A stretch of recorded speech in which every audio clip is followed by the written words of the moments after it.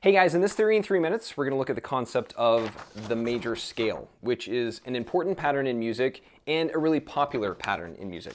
So looking at this on the piano keyboard, for example, we have in the key of C, C, D, E, F, G, A, B, C. That is the major scale, and you may have heard it referred to using solfege or do, re, mi, fa, sol, la, ti, do. This pattern sounds so good that it could have been crafted by angels, and it sounds a whole lot better than the chromatic scale, which is the 12 fundamental notes in music. But while the chromatic scale sounds general and lacks focus, the major scale injects pattern and direction into the notes.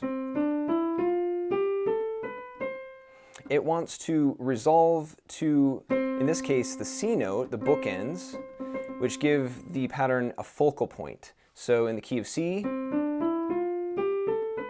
the notes want to resolve to C, resolve to C, going in either direction.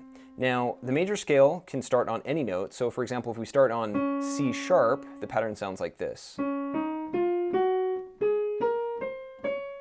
Or starting on D, it can really be a universal pattern. And to represent this more generically, musicians use scale degree numbers 1, 2, 3, 4, 5, 6, 7, 8. And the major scale scale degrees really give us some insight into how music works, into music theory. So the major scale degrees are 1, 2, 3, 4, 5, 6, 7, 8. And they really highlight the pattern of whole step and half step intervals that make up the major scale. W means a whole step, H means a half step.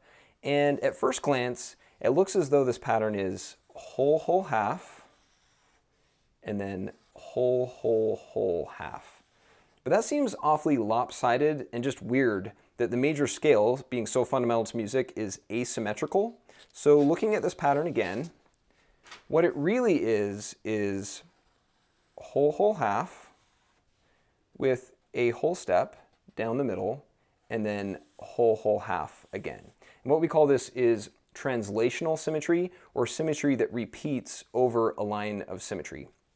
And once you understand that music is really symmetrical, it's actually a natural pattern. So while the major scale sounds as if it was crafted by angels, there's nothing supernatural about this pattern. It's completely natural. And it's almost as if nature is trying to give us a peek into how music theory really works. And once you can follow this thread, really see where this pattern is leading us, everything starts to make sense. So this is the major scale in a nutshell.